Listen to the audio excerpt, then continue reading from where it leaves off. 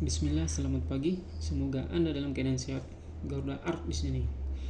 Dan dalam video hari ini kita akan membahas interface Revit. Jadi, saya akan menunjukkan antarmuka Revit serta bagaimana kita mengaturnya. Ada beberapa pengaturan penting, dan jika kita kehilangan sesuatu seperti tools atau panel, maka saya akan menunjukkan di mana tools dan panel tersebut berada agar kita dapat mengaktifkannya kembali. Sebelum kita memulai, pastikan Anda menyukai video ini. Ini sangat membantu saya, dan pastikan Anda subscribe dan aktifkan tombol loncengnya agar tidak ketinggalan informasi tentang video saya selanjutnya. Oke, langsung saja kita masuk di aplikasinya. Saat kita mulai membuka Revit, yang pertama kali ditampilkan adalah pilihan model dan pilihan family. Pada sisi kiri terdapat pilihan model dan pilihan family serta recent file project arsitektur, struktur maupun MIP. Recent file screen berisi file contoh project yang pernah kita buka sebelumnya, seperti apa yang terlihat pada layar.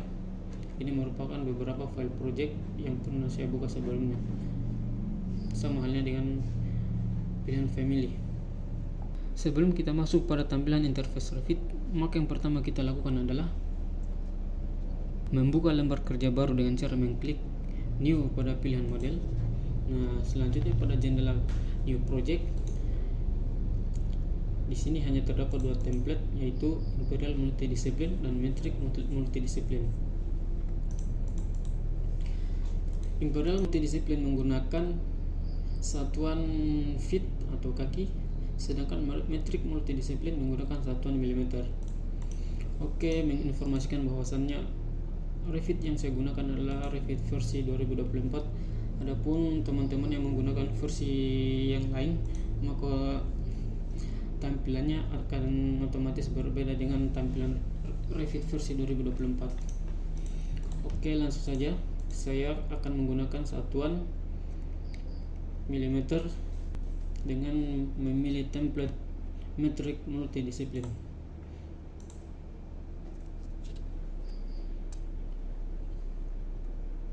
Ini adalah interface Revit, dan saya akan menjelaskan bagian-bagian interface Revit. Oke, kita mulai dari yang pertama, yaitu Revit Application Menu. Revit Application Menu berfungsi menampilkan menu standar pada Revit seperti New, Open, Save, Save As, Export, Print, dan Close. Selanjutnya ada Quick Access Toolbar. Adapun fungsi Quick Access Toolbar ini yaitu memudahkan kita untuk mengakses tombol perintah Revit yang sering digunakan tanpa harus berpindah-pindah pada tab atau ribbon. Contohnya seperti ini. Pada Quick Access Toolbar ini terdapat beberapa icon. Di sini icon Home, Open, Save, Print, kemudian Dimension, Text, 3D View, dan Section, Thin Line. Jika kita ingin mengatur tampilan di Quick Access Toolbar ini, jadi Customize Quick Access Toolbar ini terdapat beberapa susunan dari icon yang aktif di sini. Jika kita menghilangkan salah satu centangnya, maka secara otomatis icon Open di sini yang tadi saya hilangkan centangnya otomatis hilang.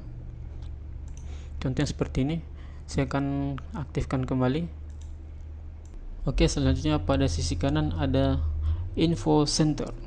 Info Center ini berisi tentang informasi terkait dengan program Revit. Selanjutnya ada Tabs.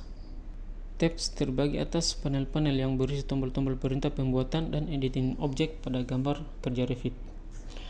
Contohnya di sini terdapat tabs arsitektur, struktur, style, precast, sistem, dan lain sebagainya. Selanjutnya Toolbar.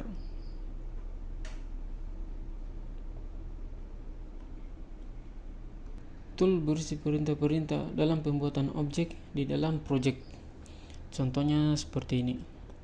Di tab arsitektur, ketika kita mengklik wall, maka di working area kita dapat membuat wall. Sama halnya dengan kita mengklik salah satu perintah tangga atau stairs. Oke, selanjutnya ada options bar. Options bar muncul ketika kita mengaktifkan perintah. Contohnya seperti ketika kita mengaktifkan perintah wall, maka pada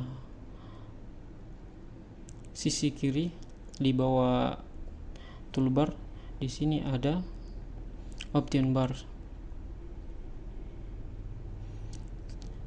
Saat kita meletakkan dinding atau mengganti tipe dinding, entah itu menjadi lurus atau lengkung,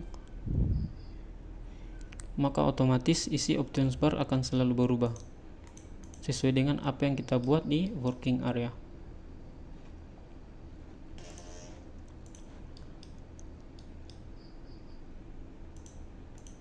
Selanjutnya ada project browser.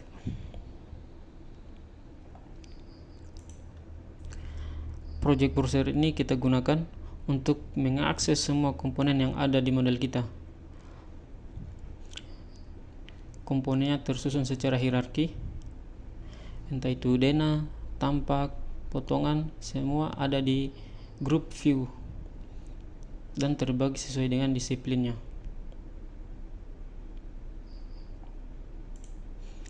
Selanjutnya ada properties. Adapun properties ini merupakan drop down list yang berisikan tipe-tipe family yang tersedia. Jika kita ingin mengganti tipe dinding atau pintu misalnya seperti single atau rolling door, tempat inilah yang akan kita tuju. Isi daftar properties juga tergantung dengan tool yang aktif atau objek yang kita pilih. Contohnya seperti ketika kita menyeleksi salah satu dinding, maka di jendela properties menampilkan informasi tentang objek yang kita seleksi, yaitu dinding. Samalnya kita mengklik atau menyeleksi salah satu tangga, maka di jendela properties akan menampilkan informasi seputar tangga tersebut. Selanjutnya di bagian bawah ada view control bar.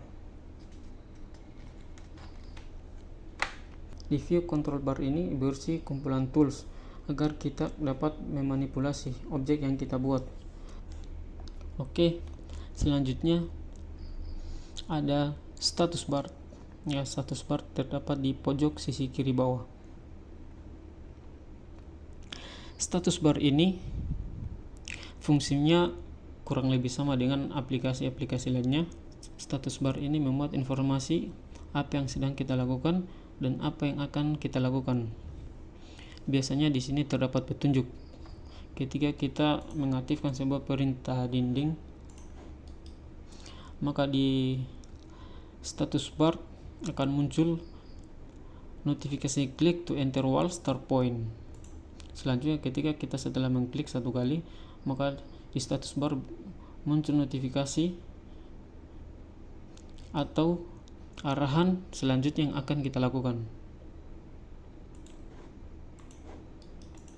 Oke, selanjutnya konteks menu. Ya, konteks menu muncul ketika kita mengklik kanan pada mouse. Isi konteks menu berbeda-beda tergantung dengan objek apa yang kita pilih. Jika kita tidak memilih objek dan kemudian klik kanan, maka tampilannya akan seperti ini. Berbeda halnya dengan kita menyeleksi salah satu objek, misalnya ketika kita mengklik kanan, maka di konteks menu ini akan berbeda. Jika kita melakukan create similar, maka perintah pembuatan dinding akan aktif. Oke, itulah penjelasan dari interface Revit. Selanjutnya, ini merupakan tampilan default dari Revit 2024. Nah, ketika teman-teman ada yang tidak suka atau kurang cocok dengan tampilan default Revit, kita dapat mengubahnya sesuai dengan keinginan kita. Misalnya kita ingin mengubah project browser atau kita ingin memindahkan panel project browser atau properties, kita dapat memindahkannya ke kiri. atau kita dapat menggabungkannya menjadi satu. Contohnya seperti ini. Jika saya ingin memindahkan panel project browser, cara melakukannya yaitu klik kiri pada mouse, tahan, kemudian arahkan di mana kita tempat akan meletakkannya. Nah, seperti ini. Sama halnya dengan jendela properties, kita dapat melakukan cara yang sama. Oke, seperti ini.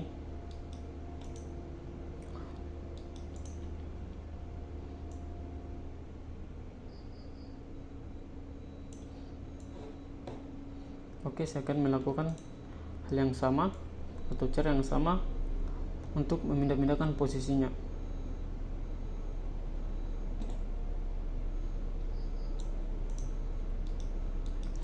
Jika teman-teman memiliki tampilan layar yang lebih kecil, maka saya menyarankan untuk melakukan atau menyusun jendela properties dan project browser menjadi satu seperti ini. Dan jika teman-teman menggunakan monitor yang cukup lebar, teman-teman bisa menempatkannya seperti ini.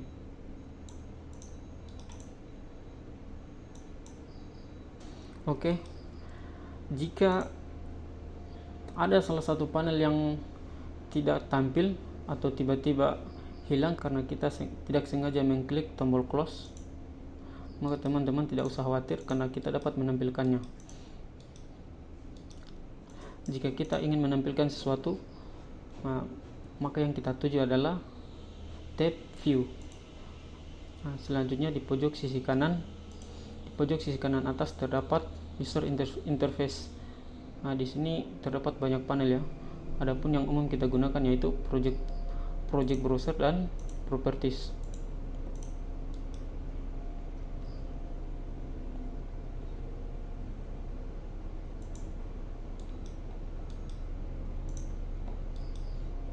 Selanjutnya, jika kita membuka banyak view di driving area, contohnya seperti ini.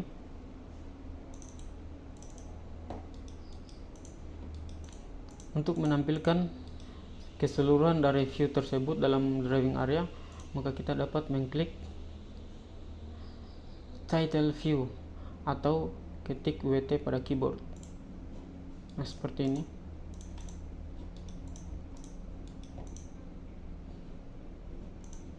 Tiap-tiap jendela view juga kita dapat mengaturnya atau menggabungkannya. Contohnya, sama halnya dengan kita melakukan atau memindahkan panel project browser dan panel properties. Kita dapat klik kiri pada mouse, lalu tahan dan letakkan di mana kita menggabungkan panel-panel tersebut.